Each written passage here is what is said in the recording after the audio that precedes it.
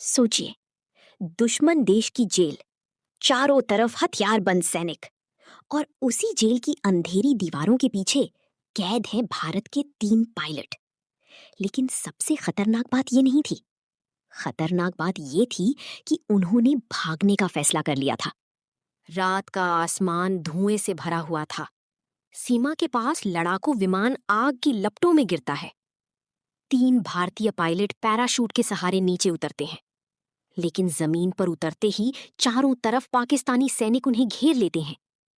उनकी आंखों पर काली पट्टी बांधी जाती है और फिर उन्हें ले जाया जाता है एक ऐसी जेल में जहां से निकलना लगभग नामुमकिन माना जाता था। लोहे की सलाखें, गीली दीवारें, हर घंटे गूंजती सैनिकों की आवाजें। तीनों पायलटों से लगातार पूछताछ होती है, लेकिन उनमें से एक पायलट धीरे से कहता है, अगर हम यहां रुके तो शायद कभी वापस नहीं जा पाएंगे। उस रात तीनों ने एक ऐसा प्लान बनाया जो उनकी जिंदगी बदलने वाला था। जेल की एक दीवार के पीछे पुरानी पानी की पाइपलाइन थी। हर रात गार्ड सिर्फ 40 सेकंड के लिए उस हिस्से से हटते थे।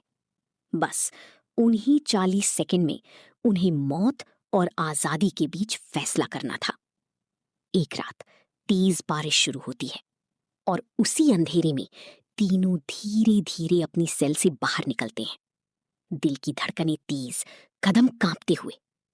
लेकिन तभी एक गार्ड की टॉर्च सीधे उनकी तरफ घूमती है। क्या वो पकड़े गए, या फिर उन्होंने पाकिस्तान की सबसे खतरनाक जेल को चकमा दे दिया? तीनों पायलट जमीन पर लेट जाते हैं, सांस तक रोक लेते हैं। कुछ सेकंड जो उन्हें घंटों जैसे लग रहे थे। गार्ड आगे बढ़ जाता है और फिर वो पाइपलाइन के रास्ते जेल की दीवार पार कर देते हैं।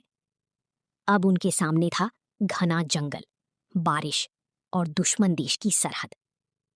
कई घंटों तक भागने के बाद उन्हें दूर कहीं भारतीय पोस्ट की रोशनी दिखाई देती है। थके हुए, घायल, लेकिन जिंदा, तीनों आखिरकार भारत पहुंच जाते हैं। युद्ध सिर्फ हथियारों से नहीं जीता जाता।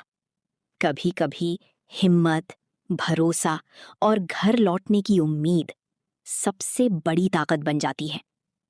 और शायद इसीलिए कुछ कहानियां सिर्फ इतिहास नहीं, बल्कि जज्बा बन जाती हैं।